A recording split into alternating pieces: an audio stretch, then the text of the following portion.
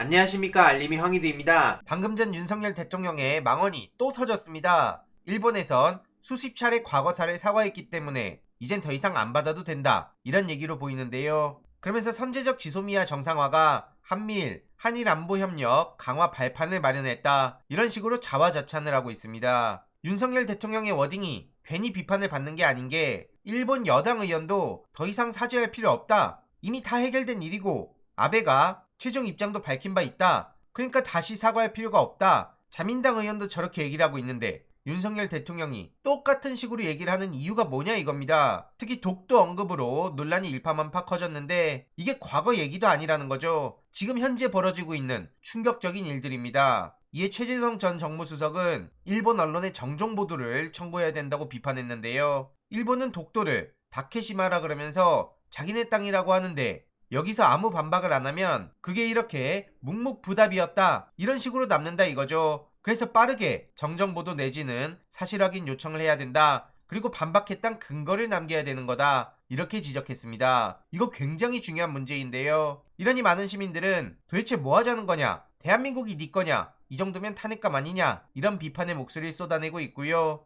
일본 측 독도 발언에 대통령이 뭐라고 답했는지 정보 공개 청구까지 제기됐습니다. 위안부 합의의 착실한 이행을 요청하고 독도를 둘러싼 문제에 대한 일본의 입장을 밝혔다고 기시다가 입장을 전했는데, 이후로 일본 언론에서 이와 관련한 내용을 도배하고 있지 않습니까? 정보 공개 청구를 받은 공공기관이 10일 이내로 공개 여부를 결정하고 비공개를 할 경우 사유를 밝혀야 된다고 합니다. 공개 거부할 가능성을 낮추기 위해 기시다 발언 내용은 공개 청구 대상에서 제외했다 하고요. 지금 대통령실에선 독도와 위안부는 논의 안 됐다, 그리고 수산물 문제는 공개 못한다, 이런 입장을 전하고 있는데, 독도 위안부 문제 논의 안 한 게 사실인지 그것도 자세히 알아봐야 되고, 수산물에 대해서 얘기 못한다는 건 뭐가 두려워서 못 밝히냐, 얘긴 나왔다는 것 자체가 납득할 수도 없을 뿐더러 만약 이게 사실이면 헌법 위반이다, 이런 비판까지 나오고 있는 겁니다. 윤석열 지지자들도 등을 돌리고 있는데요. 그래놓고 앞서 말씀드렸듯이 자화자찬을 하고 있으니 도리어 반감만 키우고 있는 거죠.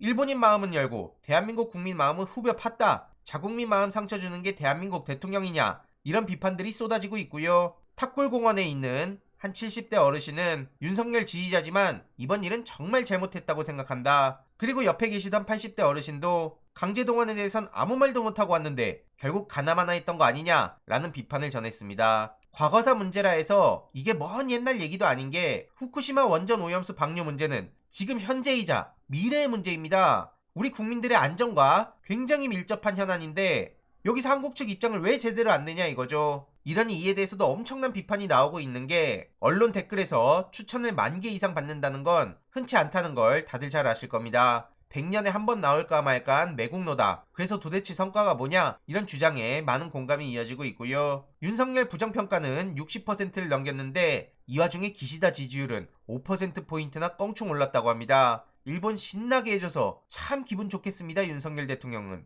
오죽하면 김웅씨는 정진석 씨를 향해 식민지 컴플렉스라는 말이 뭔 말이냐, 그럼 유대인도 컴플렉스냐, 이렇게 비판하고 나섰고요. 유승민 씨 또한 어지간하면 입 닫으려 했는데 피해자가 왜 나서서 가해자 마음을 여는지 모르겠다, 이렇게 비판했습니다. 한마디로 국민의힘 측의 전선 구축처럼 민주당 대 나머지 먼 옛날 이야기 이렇게 가둘 수도 없다는 겁니다. 그래서 지금 박진 탄핵 얘기도 나오고 있는데요. 최근 김준영 원장을 중심으로 공동 기자회견이 열리기도 했습니다. 대일본 외교 정책을 참사로 규정하고 책임자인 박진 장관에 대해 탄핵소추안 발의를 검토한다는 얘기가 나오고 있고요. 민주당에서 곧 협의를 한다고 하죠. 당 내부 요청뿐만 아니라 토요일 집회 이후 시민사회에서도 많은 요청이 있었다고 합니다.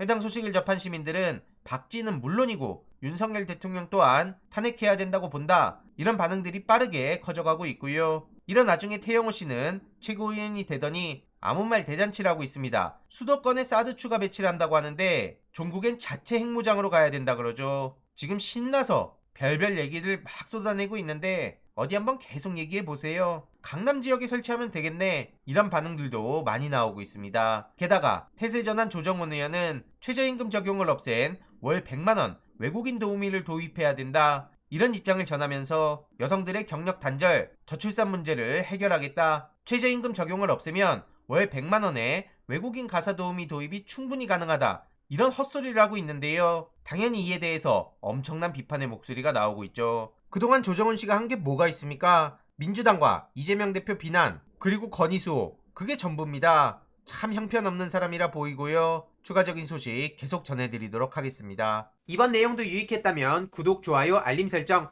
멤버십 가입 정말 큰 힘이 된다는 점 말씀드리고 싶습니다. 주위에 널리 공유 부탁드립니다.